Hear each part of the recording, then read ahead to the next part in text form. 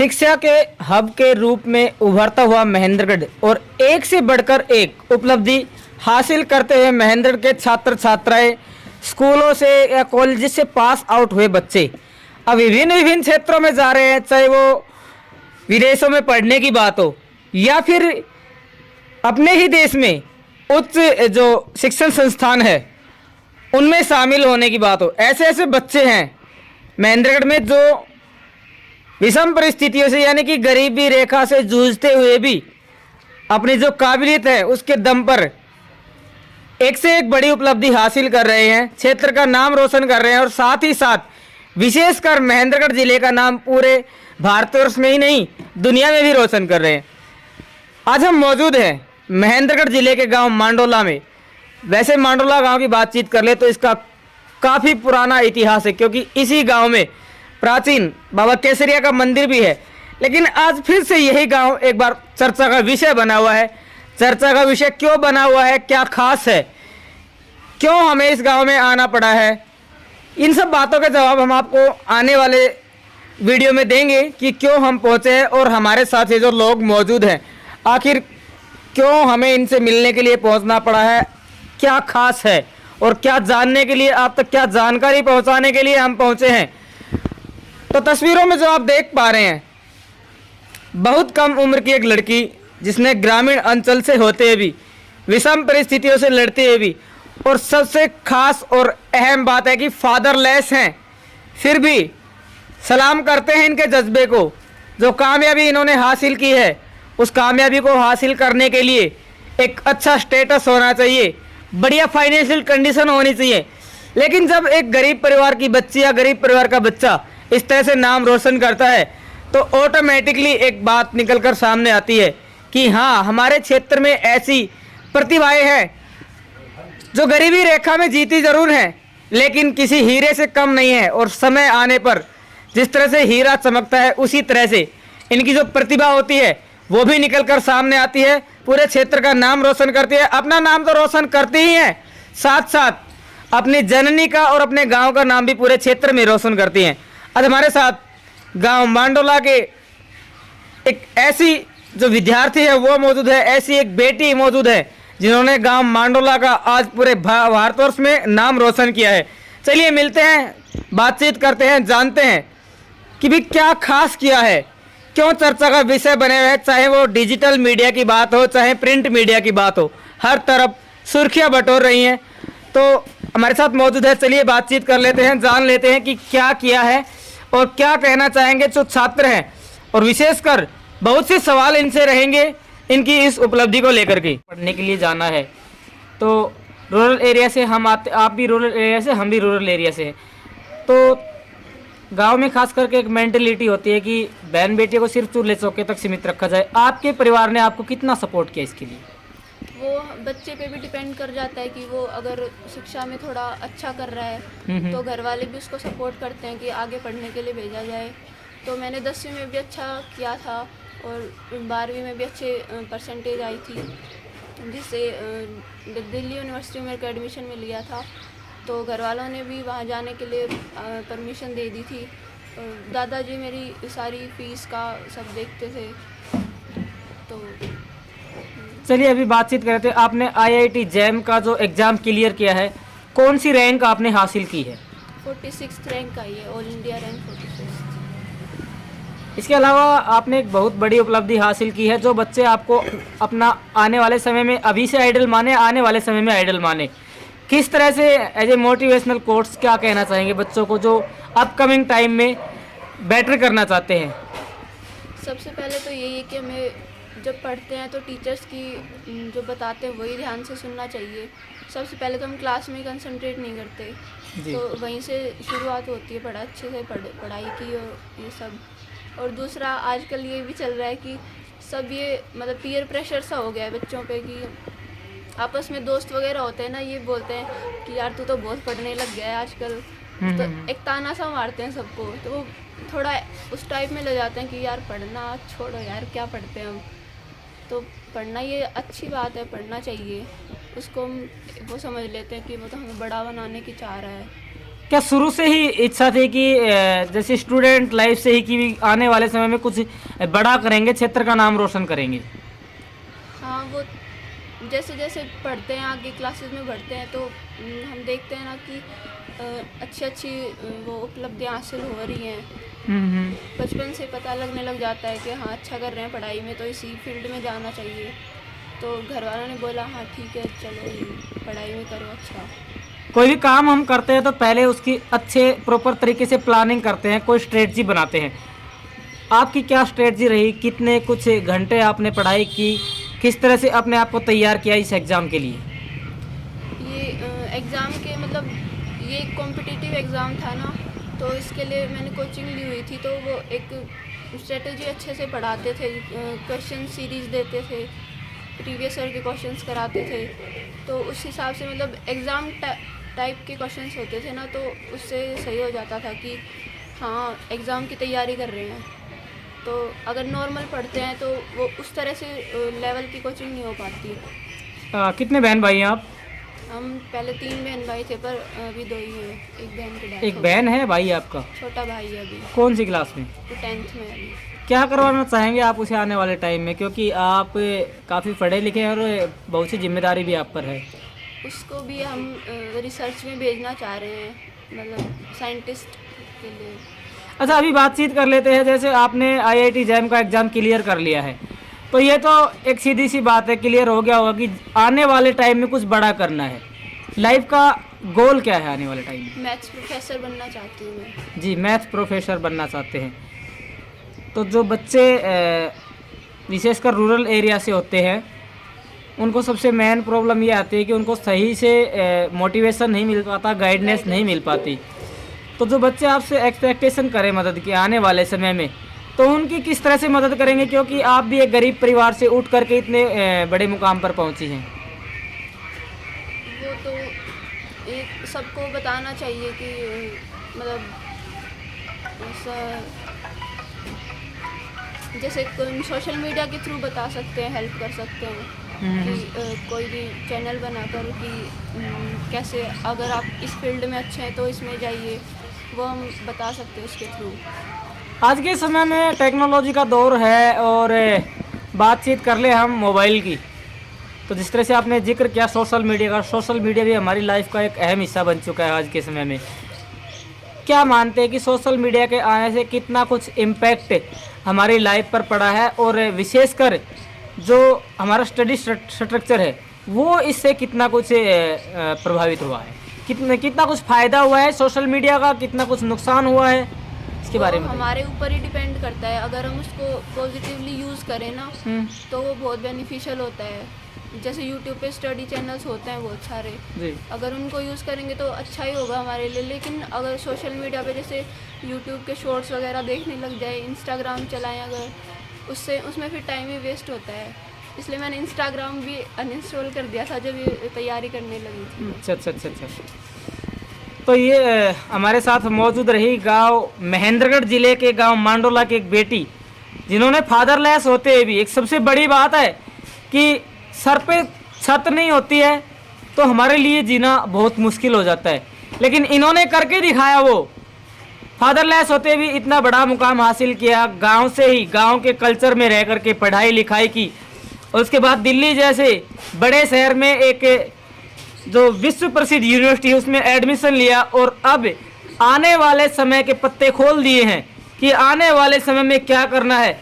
Clear कर दिया कि आने वाले समय में मैथ की प्रोफेसर बनना चाहेंगी, वो भी किसी प्रतिष्ठित शिक्षण संस्थान में, प्रतिष्ठित जो विश्वविद्यालय है उसमें।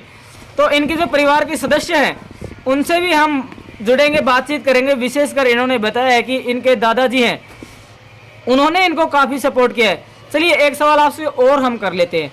जब हमारे पास कोई उपलब्धि आ जाती है तो थोड़ा सा हमारे लिए कन्फ्यूजन हो जाती है कि भाई इसका क्रेडिट हम किसे दें, मम्मी पापा को दें या फिर दादा दादी को दें या फिर उन टीचर्स को दें जिन्होंने हमें शुरू से लेके अभी तक के पढ़ाया लिखाया और इस काबिल बनाया कि हम आज इतनी बड़ी उपलब्धि हासिल कर ली है हमने। तो किसे आप क्रेडिट देना चाहेंगी, कौन किसे बताना चाहेंगे आप अपने कामयाबी का मुख्य सूत्रधार कौन है? ये क्रेडिट तो मैं अपनी मम्मी को ही देना चाहूँगी, क्योंकि उन्होंने ही मुझे गाइड किया है पूरे बचपन से ही कि ये करना तेरे लिए सही रहेगा, और ये सही भी रहा है बचपन से ही। विशेष करके क्या होता है कि हम किसी को अपना आइडल मानते हैं और उन्हीं के जो स्टेप्स होते हैं उनको फॉलो करके तैयारी भी करते हैं, आने वाले समय में उपलब्धि भी हासिल करते हैं। आपका आइडल कौन है, किसको आप आइडल मानती हैं, कैसे मोटिवेट हुए आप? मैं 2 लोगों को आइडल मानती हूँ। मतलब एक तो वो आइडल होते हैं कि हमें इंसान कैसा बनना है, वो मैं अपनी मम्मी के जैसा ही बनना चाहती हूँ। और एक होता है कि प्रोफेशनल लाइन में अपना आइडल कौन है, वो मैं अपने टीचर्स को मानती हूँ, इसीलिए मैं प्रोफेसर बनना चाहती हूँ।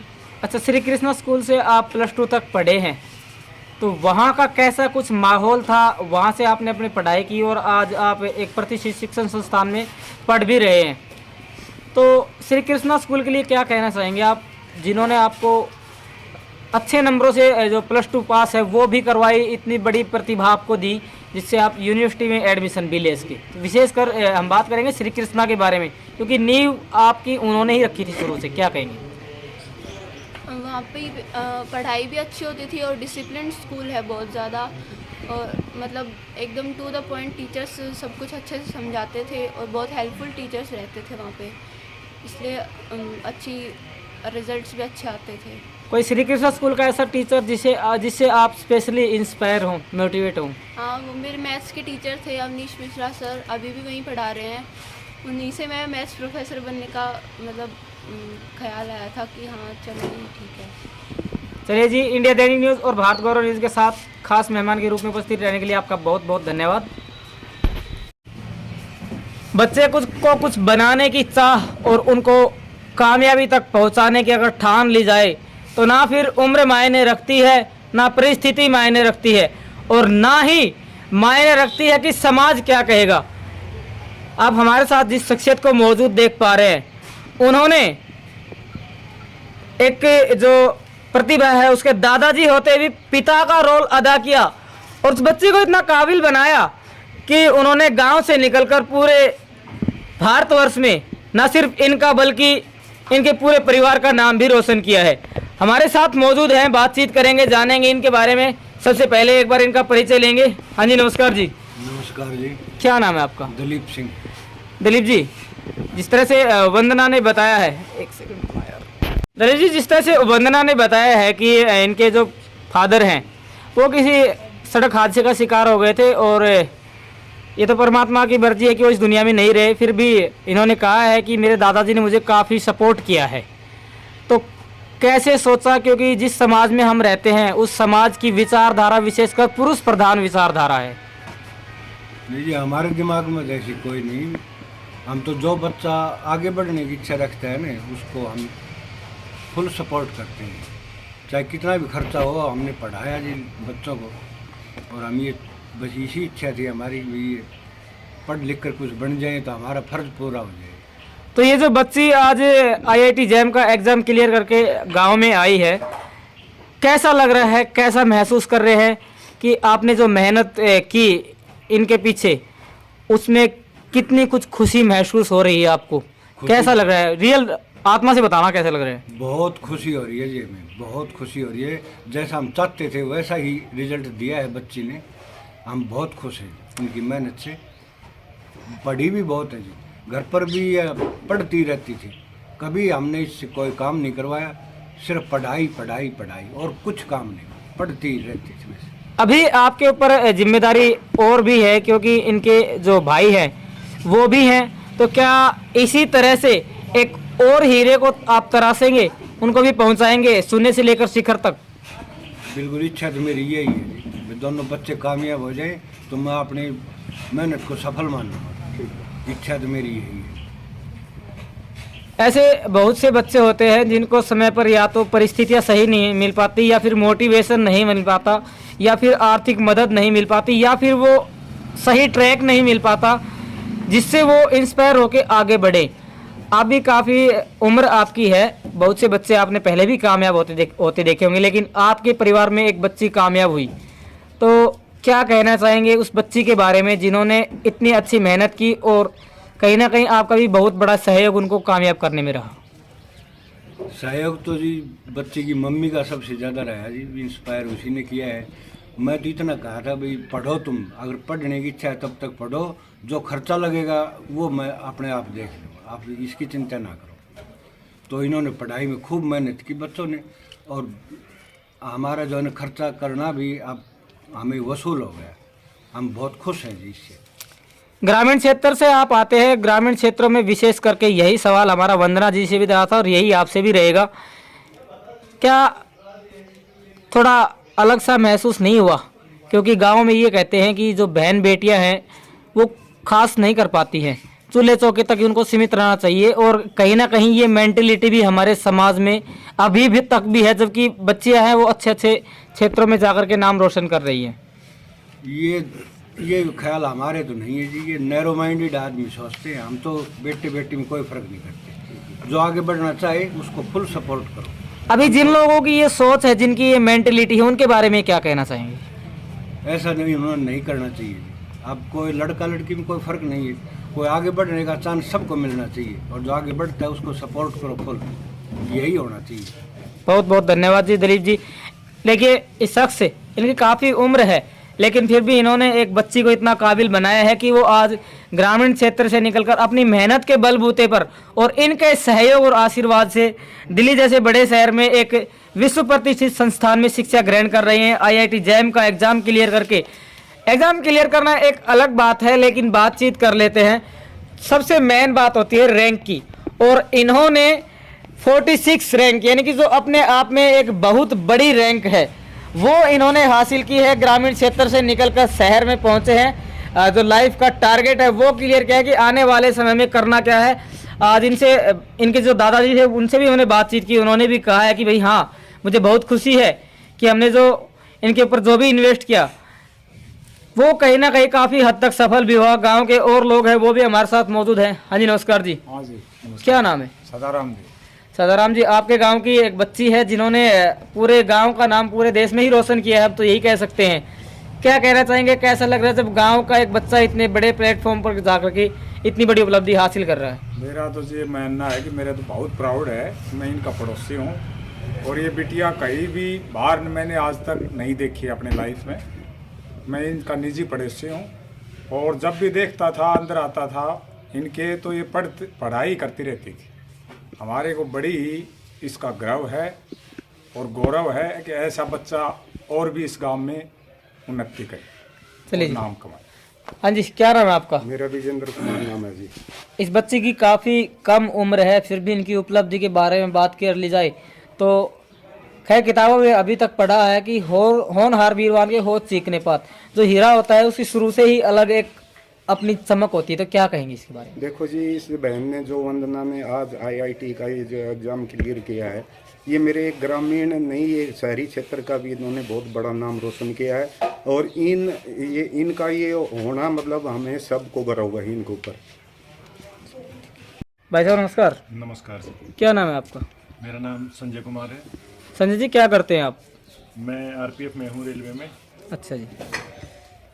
ये बच्ची आपके ही भाई की बच्ची है जी। बहुत कम इनकी उम्र है, और उससे भी बड़ी बात यह है कि फादरलेस भी हैं, लेकिन फिर भी परिस्थितियों से लड़ी और मेहनत काफ़ी की है इस बच्ची ने, तभी जाकर के इस मुकाम पर पहुंची है। क्या कहना चाहेंगे? सबसे पहले ये बताइए कैसा महसूस हो रहा है? महसूस तो ऐसा हो रहा है कि बस कुछ बयान नहीं कर पा रहे हैं, क्योंकि इतना अंदर से गर्व हो रहा है कि मेरी भतीजी इस तरह से हमारा नाम रोशन कर रही है, हमारे गांव का नाम रोशन कर रही है, शहर का नाम रोशन हो रहा है। तो इसके बारे में उससे ज़्यादा तो और क्या बोले, बस अंदर से यही फीलिंग्स आ रही हैं कि बहुत अच्छा किया है और ऐसे ही सफलताएं हासिल करती रहे। सरकारी सेवा में आप हैं और बच्ची ने भी क्लियर कर दिया कि उनको भी आने वाले समय में एक मैथ का प्रोफेसर है वो बनना है। अभी बहुत कुछ मेहनत इनको करनी बाकी है, उसमें आपका आशीर्वाद भी इनको नितांत आवश्यक है।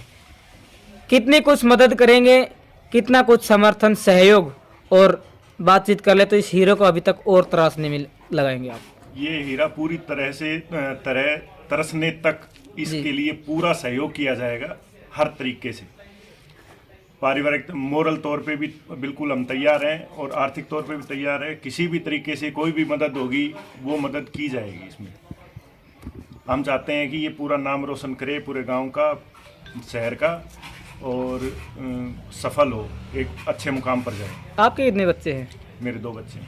अभी जैसे आपने कहा कि इस हीरो को पूरा चमकने तक हम पूरा दमखम लगाएंगे, इनको पूरा सपोर्ट देंगे, तो ऐसे में कहीं ना कहीं देखा जाता है कि सबसे पहले अपने बच्चों का ख्याल आता है। तो कहीं न क्या वो परिस्थिति इनके आड़े तो नहीं आ जाएगी? नहीं, ऐसी कोई परिस्थिति आड़े नहीं आएगी। घर का अगर बड़ा बच्चा सफल होता है तो कुछ न कुछ छोटे बच्चे जो होते हैं उनके लिए भी रोल मॉडल के तौर पे वो निकल के आते हैं। हम देख रहे हैं कि जिस तरह से मेरी बिटिया ये नाम रोशन कर रही है, तो बच्चों में एक तरह से उत्साह हो रहा है, पढ़ाई करने का जज्बा आ रहा है, तो वही जज्बा अपने आप आगे काम में आएगा। तो भाई गांव मांडोला में हम मौजूद रहे। यहाँ पर हमारे साथ एक विलक्षित प्रतिभा जिसकी बहुत कम उम्र है, बहुत बड़ी उपलब्धि है, और उनके जो दादाजी है वो भी मौजूद है। इसी के साथ साथ गांव के जो लोग हैं वो भी हमारे साथ मौजूद रहिए। चलिए अभी दिखा देते हैं आपको कि किस तरह से किस माहौल में पले बड़े हैं। देखिए रूरल एरिया में रहते हैं, विशेष करके ग्रामीण एरिया में रहते हैं। इनके घर पे हम मौजूद रहे। परिस्थितियाँ काफ़ी विषम है, फिर भी उपलब्धि है वो काफ़ी अच्छी है। बहुत कम उम्र में बहुत बड़ी उपलब्धि इन्होंने हासिल की है। आज परिवार है वो खुशी से फूला नहीं समा रहा है। तो इनकी जो माता जी हैं एक बार उनसे भी मिल लेंगे, बातचीत कर लेंगे, क्योंकि इनका कहना है कि अपनी जो सक्सेस है उसका क्रेडिट ये जो अपनी माँ है उनको देना चाहेंगी। क्यों अपनी माँ को आइडल मानती है, क्या कहना है विशेष करके अपनी मम्मी के बारे में। हाँ जी नमस्कार जी, क्या नाम है आपका? किरण। किरण जी, वंदना जी आपकी बेटी हैं जी। तो अभी हम बात कर रहे थे उनसे, तो हमने ये कहा कि आप क्रेडिट किसको देना चाहोगे, किसको आइडल मानते हो। उन्होंने ये कहा कि मेरे लिए कोई स्टार या कोई सेलिब्रिटी आइडल नहीं है, मेरे लिए आइडल मेरी माँ है। सबसे पहले ये बताइए कि फादरलेस होते हुए इस बिटिया ने इतना बड़ा मुकाम हासिल किया, तो क्या कहेंगे इसके बारे में?